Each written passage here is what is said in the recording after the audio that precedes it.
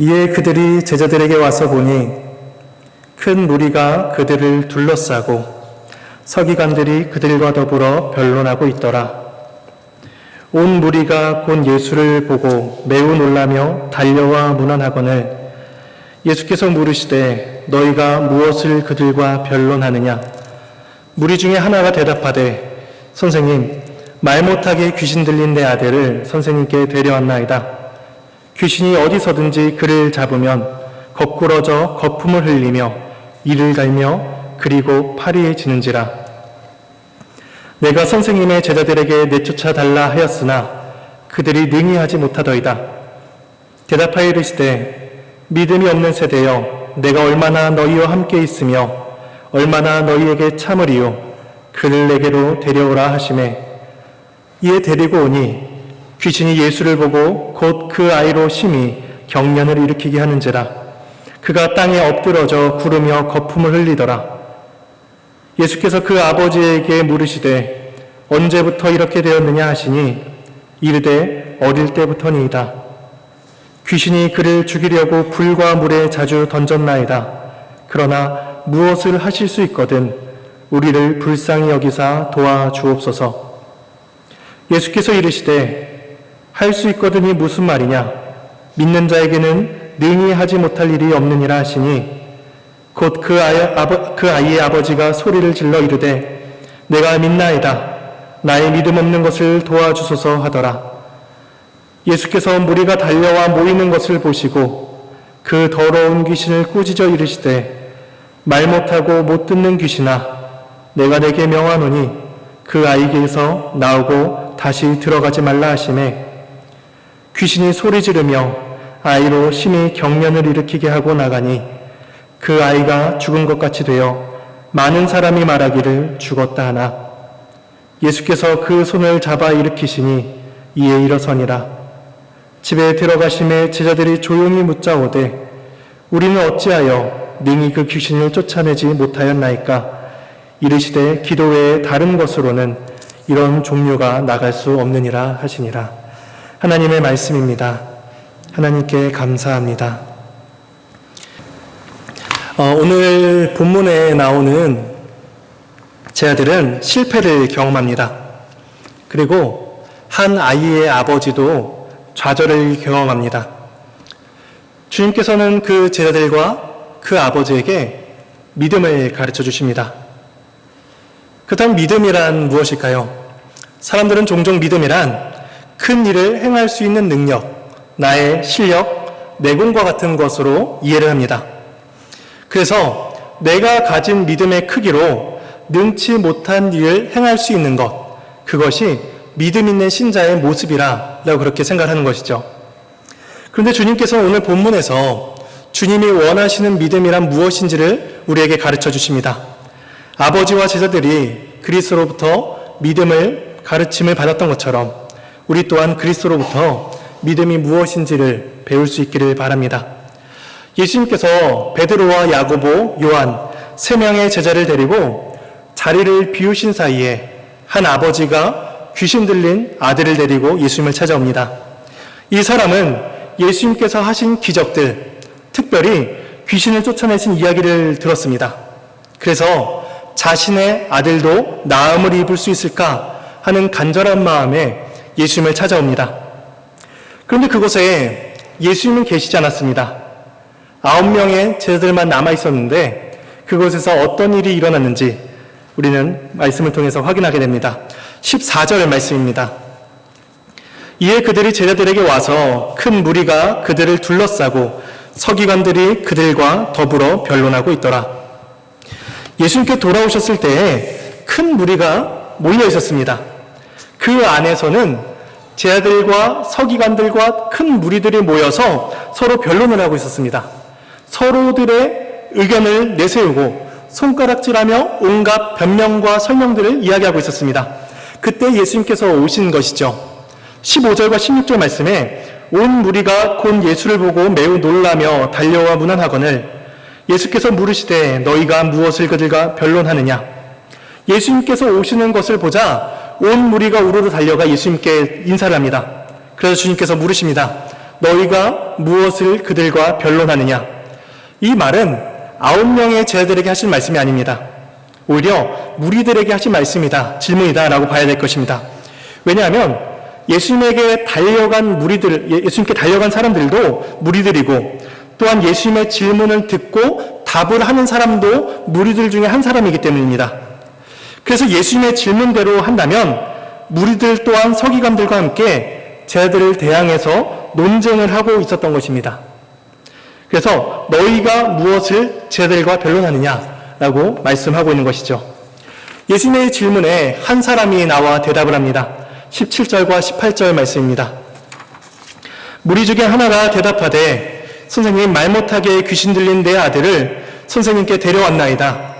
귀신이 어디서든지 그를 잡으면 거꾸러져 거품을 흘리며 이를 갈며 그리고 파리에 지는지라. 내가 선생님의 제자들에게 내쫓아달라 하였으나 그들이 능히 하지 못하더이다. 아버지가 귀신 들린 아이를 데리고 예수님께 찾아왔는데 예수님께서 안 계시니 그 제자들에게 낫게 해달라 요청을 한 것이었습니다. 우리는 잠시 귀신 들린 아이의 상태에 대해서 생각을 해볼 수가 있습니다. 마가복음에서는 귀신 들린 자의 모습에 대해서 마태나 누가보다 조금 더 자세하게 기록을 하고 있습니다. 18절에 거꾸러져 거품을 흘리며 이를 갈며 파리에 지는지라.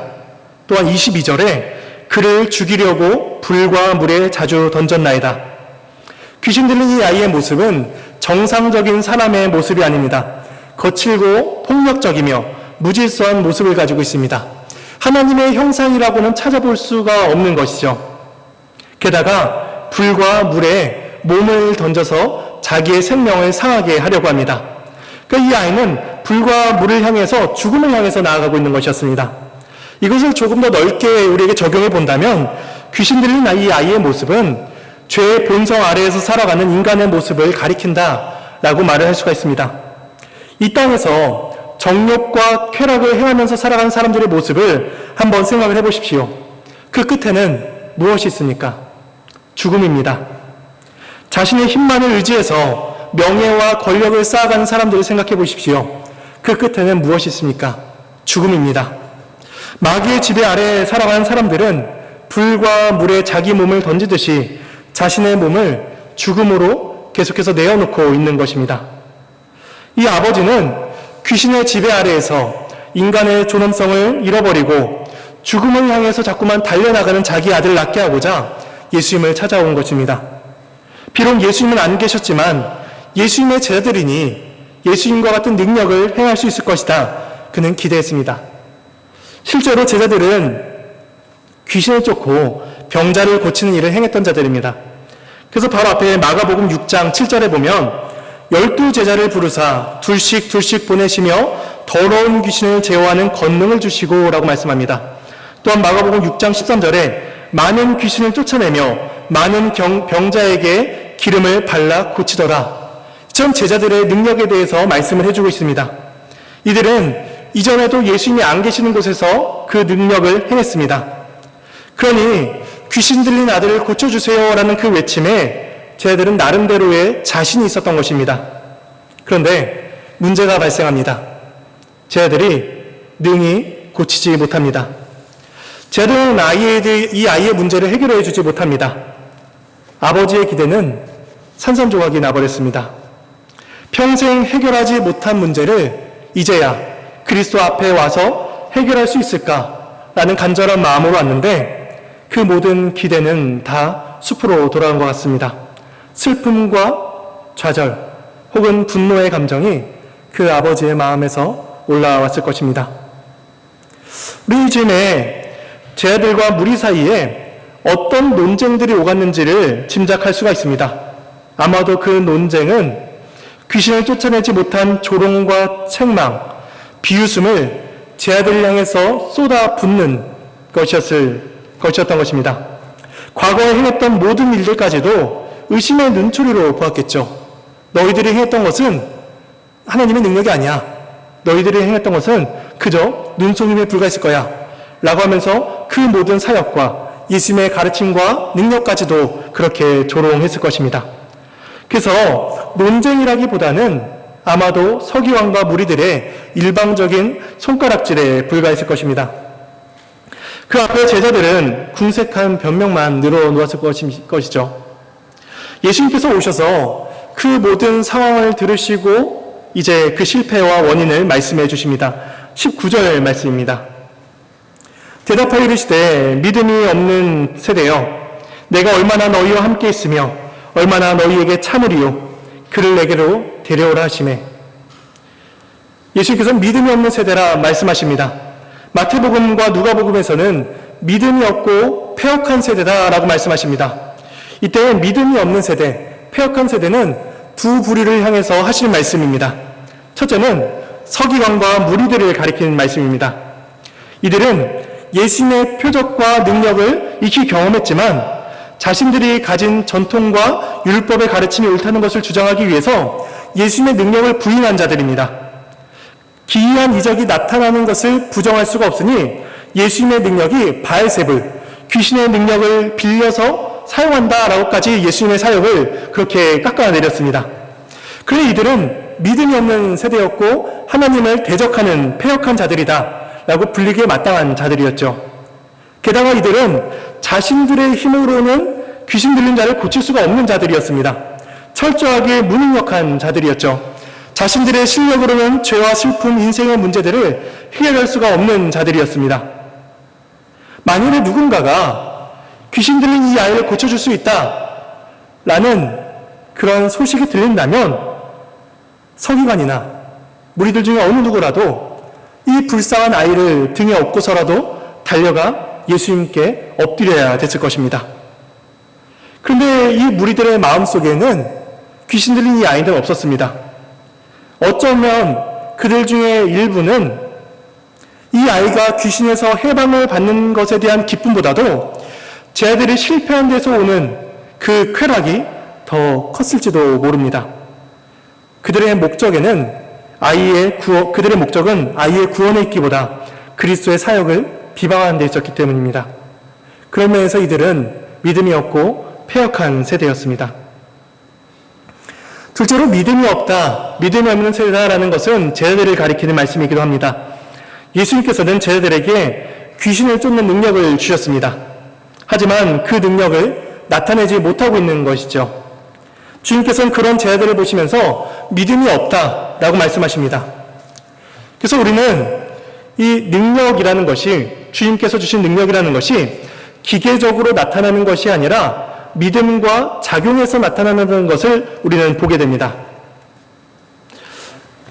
과거에 우리에게 주신 은혜와 지금 우리에게 나타나는 믿음이 필요하다는 것은 우리들에게도 동일합니다. 이게 무슨 말인가 하면 어떤 사람이 청소년 시기에 수련회에 가서 은혜를 받는 경우가 있다고 우리가 상상을 해보겠습니다. 그 사람이 청소년기에 수련회에 가서 은혜를 많이 받았습니다.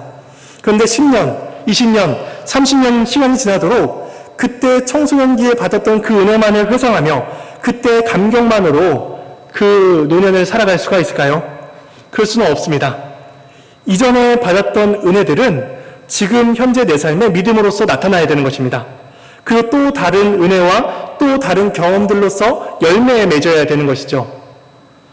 그 제자들은 이전에 받았던 권능이 지금도 자신들의 힘만으로 나타날 수 있다, 그렇게 생각했습니다. 이전에도 이런 일을 행했으니 믿음 없이도 얼마든지 가능하다라고 본 것이죠. 이것이 제자들의 믿음 없음이었습니다. 그들은 자기 자신들이 얼마나 연약한 자였는지, 예수님께서 부르시기 전에 얼마나 무능력하고 악한 자들인지를 그들은 잊고 있었습니다. 그렇다면 주님께서 이 믿음 없는 자들을 어떻게 대하실까요? 주님은 그들을 책망하시는 것으로 끝내지 아니하십니다. 그리고 그들에게 믿음을 가르쳐 주시죠. 주님은 첫째로 먼저 아버지에게 믿음을 가르치시고 그 다음에 제자들에게 믿음을 가르쳐 주십니다. 먼저 아버지에 대한 가르침입니다. 우리 함께 21절과 22절 말씀을 함께 읽어보겠습니다. 예수께서 그 아버지에게 물으시되 언제부터 이렇게 되었느냐 하시니 이르되 어릴 때부터니이다. 귀신이 그를 죽이려고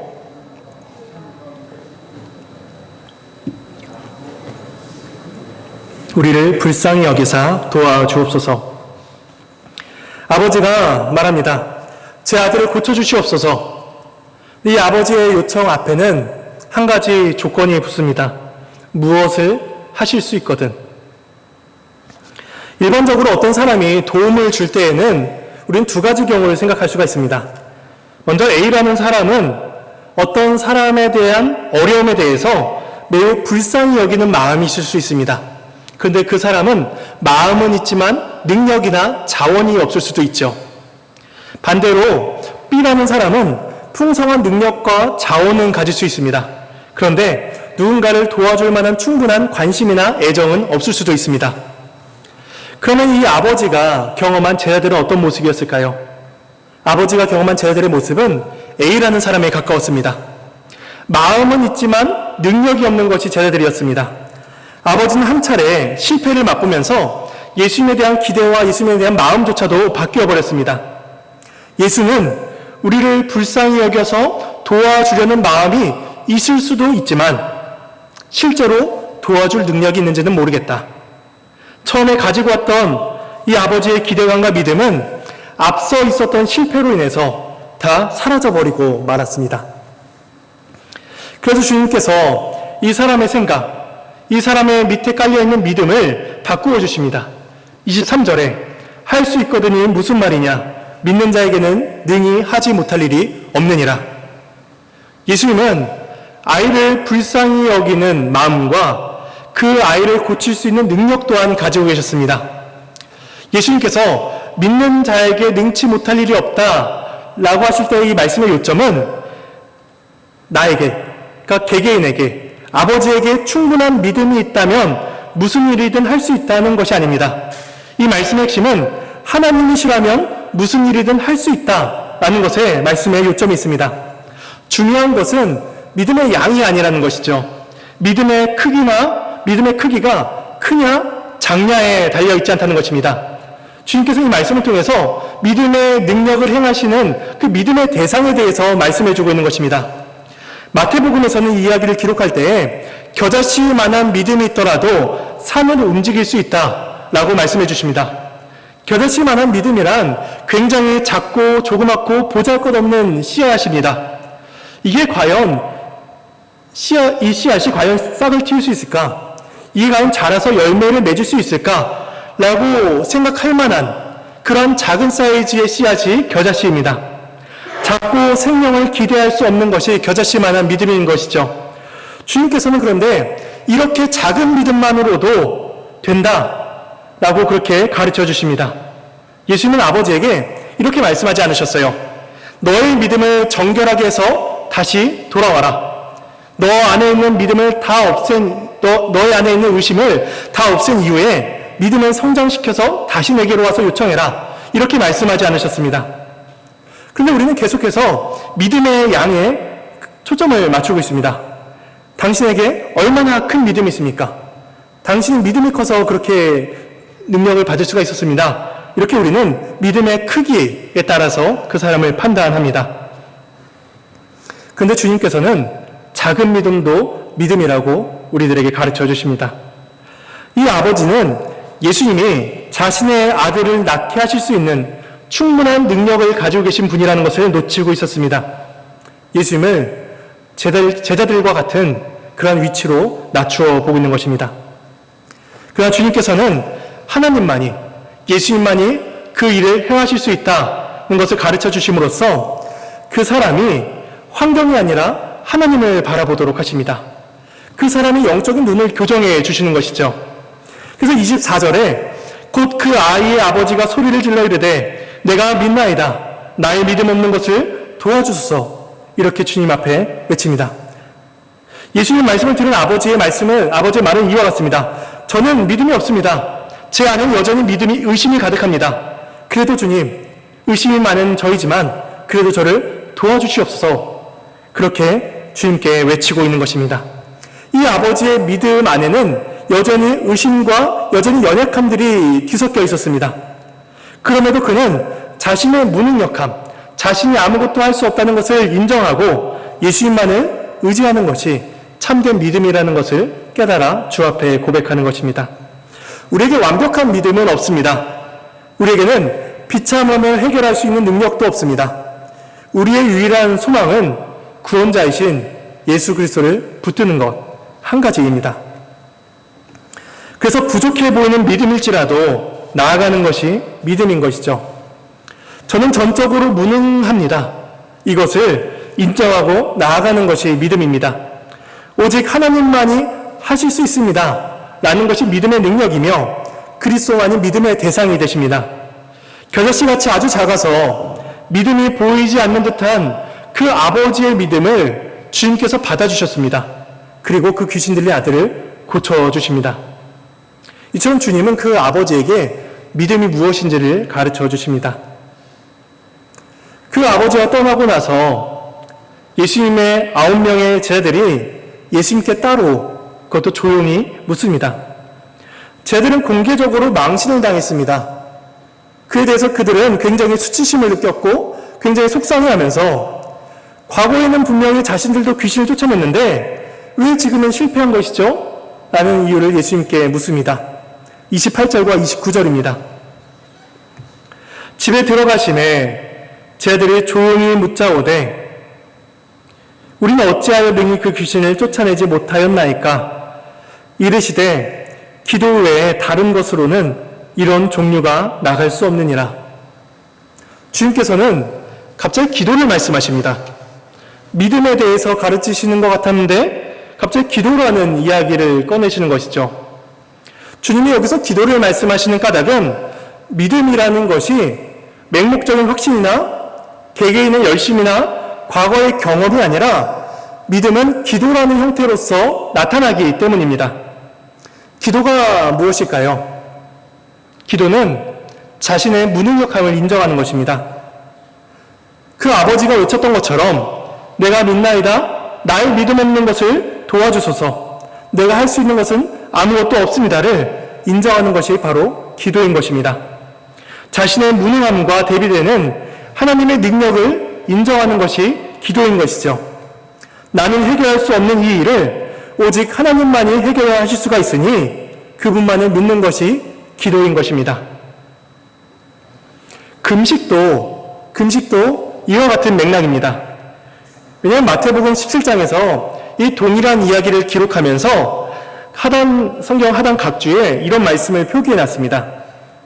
마태복음 17장 각주에 21절 어떤 사본에는 기도와 금식이 아니면 이런 유가 나가지 않느니라 라는 말씀이 사본에 기록되어 있다고 이렇게 써져 있습니다. 주님께서 기도와 금식을 말씀하셨다는 거죠. 기도가 자신의 무능함을 인정하는 것처럼 금식도 자신의 무능력함을 인정하는 것입니다. 우리가 음식을 먹고 에너지를 얻어서 활동을 하는 것이 일반적인데 모든 영양분을 끊고 내가 할 수 있는 에너지를 다 끊어내서 나는 아무것도 할 수 없습니다를 고백하는 것이 금식인 것입니다. 그렇다면 이제 우리는 귀신을 쫓아내지 못한 이 제자들의 문제점이 무엇인지를 발견하게 됩니다. 제자들은 자신들의 무능력함을 인정하지 않았습니다. 제자들은 자신들에게 주어진 권세, 과거에 귀신을 쫓아냈던 자신들의 그 권세가 예수님의 제자라는 특별한 지위에서 왔다라고 생각하거나 혹은 예수님에게 배운 한 가지 기술이라고 생각을 했을 것입니다. 제자들은 너무나 익숙해졌고 이제는 자신들이 이런 사례에 대해서 전문가다라고 말할 수 있을 만한 자신이 있다라고 그들은 생각했습니다. 이제 하나님이 하시는 게 아니라 내게 주어진 기술과 내게 주어진 능력으로서 내가 하는 능력이다, 내가 하는 일이다라고 제자들이 생각하기 시작한 것입니다. 이런 모습들은 제자들에게서 반복적으로 나타나는 문제이기도 했습니다. 그리고 사실 지금 우리들의 문제이기도 합니다. 오늘 본문 바로 뒷부분에 보면은 34절 부분에 이런 말씀이 있습니다. 제자들이 서로 누가 크냐 라는 논쟁을 제자들끼리 서로 하는 것이죠. 우리가 사람들 사이에서 누가 크냐, 네가 크냐, 내가 더 크다라는 논쟁을 할 수 있는 상황, 그런 말을 할 수 있는 사람은 어떤 사람들일까요? 그렇게 말을 할 수 있는 사람은 나는 작지 않다라고 자신하는 사람입니다. 나는 충분히 인정받을 만하며 나는 충분히 높은 자리에 올라갈 수 있는 사람이야 라고 마음의 확신을 가지고 있는 사람만이 내가 크다라고 말을 할 수가 있는 사람입니다. 그러니까 하나 아버지가 귀신 들린 아들을 데리고 왔을 때에도 그 제자들은 자신들의 능력을 보여줄 수 있는 좋은 기회라고 생각한 것이죠. 베드로, 야고보, 요한, 마치 사랑받는 이 특별한 세 명의 제자, 이 세 명의 제자는 예수님을 따라 떠나서 그 자리에 없습니다. 그들이 이 세 명의 제자들이 없는 이때에 그 9명의 제자들은 나도 웬만큼 괜찮은 제자라는 것을, 나도 웬만큼 능력을 행할 수 있는 제자라는 것을 충분히 입증해낼 만한 좋은 기회라고 생각했을지 모릅니다. 그들은 스스로 무능력하다라고 생각하지 않았습니다. 충분히 할 수 있다고 생각했죠. 이처럼 믿음이 없이 일하는 사람의 큰 특징은 자신의 이름이 드러나기를 원한다는 것입니다. 이 제자들은 자기들의 이름이 드러나기를 원했고 자기들이 높은 자리에 서 있기를 원했습니다. 주님께서 기도 외에 다른 것으로는 이런 종류가 나갈 수 없다라고 말씀하신 까닭은 결국 너희들의 힘을 의지하지 말라는 것이었습니다. 하나님 외에는 다른 어떤 것도 의지하지 말라라는 것을 믿음을 통해서 우리에게 말씀해 주신 것입니다. 그런데 우리가 얼마나 하나님의 말씀을 왜곡하고 있습니까? 우리는 믿음이나 기도나 금식, 이 모든 것들을 다 우리들의 실력으로 가져오려고 합니다. 믿음으로 기도했더니 응답을 받았습니다. 이 말은 결국에는 자신의 믿음이 견고했고 자신이 신실했고 자신이 간절했음을 그렇게 표현하는 말이죠. 또한 우리는 기도를 통해서 내가 얼마나 간절히 주 앞에 기도했는지를 보여주고자 합니다. 그래서 과거에 나무 뿌리를 뽑을 정도로 그렇게 간절히 외치면서 기도해야 된다, 나무에 올라가서 밤새도록 기도해야 된다라는 말씀들을 많이 하셨죠. 물론 간절한 기도는 필요하고 있어야 됩니다. 그런데 나무 뿌리를 뽑았다고 해서 그게 나의 신앙의 능력을 보여줄 수는 없는 것입니다. 예수님께서 기도를 말씀하시는 것은 제 아들이 독자적으로 능력을 행할 수 있다라는 그런 생각을 없애라는 것이었습니다. 주님이 이렇게 제 아들에게 믿음을 가르쳐 주십니다. 결국 예수님께서 아버지와 그 제자들에게 가르쳐 주시는 믿음은 무엇일까요? 믿음이란 자신의 무능력함을 인정하고 하나님에 대한 올바른 이해와 신뢰를 갖는 것입니다. 하나님의 도우심이 없으면 내가 도무지 살 수 없다는 것을 인정하는 것이 믿음입니다. 그래서 믿음이라는 것은 철저하게 자기 부인, 자기 부정을 토대로 합니다. 오직 예수님께만 소망을 두고 오직 그리스도께만 의탁을 하는 것이 믿음이라는 것이죠. 이 믿음을 한마디로 정리한다면 나는 할 수 없고 하나님만이 하실 수 있습니다. 이것을 인정하는 것이 믿음인 것입니다. 이것이 그리스도께서 비참한 인생을 살아온 한 아버지와 자신의 제자들에게 가르치신 믿음이라고 할 수 있을 것입니다. 이제 우리는 오늘 말씀을 가지고 적용점을 3가지로 생각해 보도록 하겠습니다.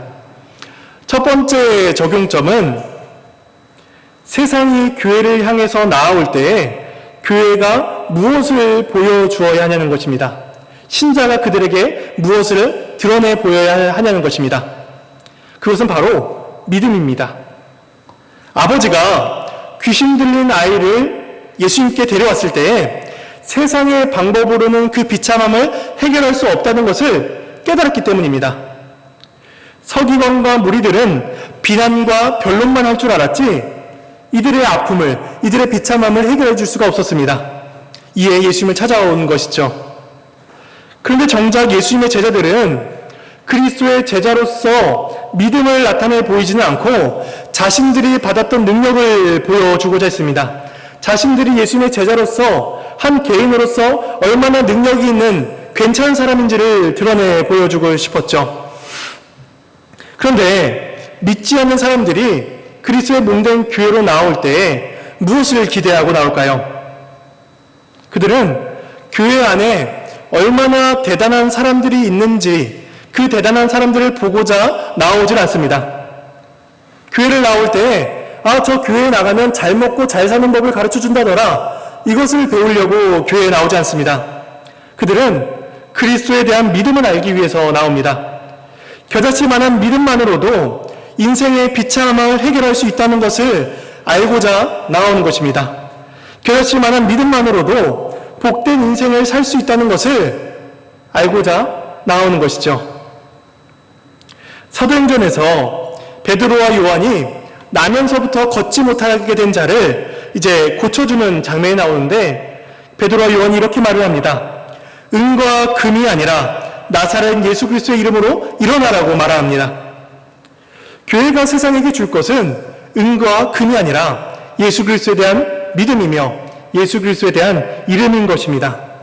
우리가 세상에 이 믿음을 드러내고 있는지를 우리 스스로 살펴보아야 될 것입니다. 두 번째 적용점입니다. 그것은 우리들의 믿음에는 연약함과 불신앙의 요소가 섞여 있지만 그럼에도 주님께서는 그 믿음을 받아주신다는 것입니다. 아들을 고쳐달라 외치는 그 아버지의 믿음은 완전하지 못했습니다. 크지도 못했습니다. 그의 머릿속에는 여전히 제 아들의 실패가 아른거렸습니다. 세상의 모든 방법들이 실패했으니 계속해서 불쑥불쑥 솟아올랐겠죠. 그럼에도 예수님께서는 그 불확신과 의심 가운데에서도 예수님을 향한 신뢰를 놓지 말라라고 말씀을 하십니다. 주님께서는 그 아버지의 믿음을 부족하다 말씀하지 않으셨습니다. 믿음의 훈련을 더 해오라 말씀하지 않으셨습니다. 주님께서는 그 아버지의 외침 속에 겨자씨만한 아주 작은 믿음을 보시고 그 믿음을 받아주신 것입니다. 우리가 이 세상을 살아갈 때에 실패, 좌절과 같은 일들을 얼마나 많이 경험을 합니까? 관계 속에서 실패를 경험하고 건강과 사업, 심지어 가정에서도 우리는 실패를 경험합니다. 그럴 때마다 우리의 마음속에는 의심, 연약함, 불확신 이런 마음들이 계속해서 올라옵니다. 과연 하나님께서 우리의 삶을 다스리시는 것이 맞을까? 하나님께서 과연 내 기도를 들으시는가? 이런 의심들이 우리 가운데 계속해서 나타납니다. 근데 그러한 불확신과 의심들이 우리가 그리스도께 나아가는 것을 가로막게 해서는 안 됩니다. 우리는 성숙한 믿음을 가지고 주님께 나아가는 자들이 아니라 연약한 믿음을 가지고 나아가는 자들입니다. 그리고 주님은 그 믿음을 받아주십니다. 우리의 연약한 믿음은 그리스도를 바라보게 하는 촉매제가 되어야 됩니다. 그러니까 우리가 연약할수록 주님께 부르짖고 우리가 연약함을 깨달을수록 그리스도를 바라보아야 되는 것이죠. 우리의 삶 가운데, 우리의 신앙 가운데 연약함이 느껴지신다면 더욱더 그리스도를 바라보시기를 소망합니다. 마지막 세 번째 적용점입니다. 마지막 때를 살아가는 신자들에게 요구되는 것이 과연 무엇인가 하는 것입니다. 그것 또한 믿음입니다. 예수님께서 귀신 들린 아들, 제 아들이 고치지 못한 그 아이를 예수님 앞에 데려오라 라고 말씀하셨을 때에 예수님 앞에 선 그 귀신은 잠잠하지 않았습니다. 20절 말씀에 귀신이 예수를 보고 곧 그 아이로 심히 경련을 일으키게 하는지라 그가 땅에 엎드려져 구르며 거품을 흘리더라. 이렇게 이야기합니다. 그러니까 이 귀신은 자신의 마지막 때가 이른 줄을 알았습니다. 근데 이 마귀는 그 마지막 때까지도 포기를 하지 않습니다. 마지막 때까지도 자신이 할 수 있는 마지막 발악을 하면서 그 아이를 괴롭게 하며 엎드러뜨리고 있는 것이죠. 요한계시록 12장 12절 말씀에 땅과 바다는 화 있을진저 이는 마귀가 자기의 때가 얼마 남지 않은 줄을 알므로 크게 분내어 너희에게 내려갔음이라 라고 말씀합니다. 마귀는 마지막 때가 이를수록 그리스도의 몸된 교회를 괴롭히며 신자들을 넘어뜨리기 위해서 그렇게 애를 쓴다는 것입니다. 우리가 겪는 여러 가지 시험과 갈등을 무엇으로 이겨나갈 수가 있겠습니까? 우리가 그 마지막 때에 발악하는 귀신의 마귀의 그 애씀을 우리가 무엇으로 이겨낼 수가 있겠습니까? 그것은 바로 믿음이다라고 우리들에게 가르쳐 주십니다. 신자로서 이 마지막 때, 그리스도께서 오시는 그 이 마지막 때를 살아가는 자들에게 요구되는 유일한 소망은 그리스도를 붙드는 것입니다. 믿음으로 무장을 해야 된다는 것이죠. 우리가 믿음으로만 무장을 해야지 오직 그리스도만을 붙들며 그리스도만을 소망으로 삼을 수가 있는 것입니다. 이것이 이 말씀을 통해서 우리에게 주시는 적용점이라 볼 수가 있을 것입니다.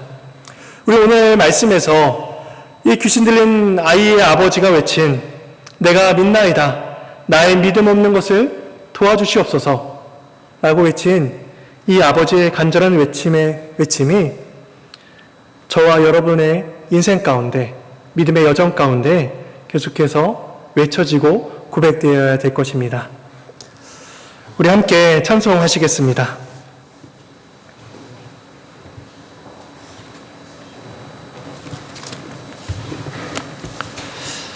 찬송가 543장입니다.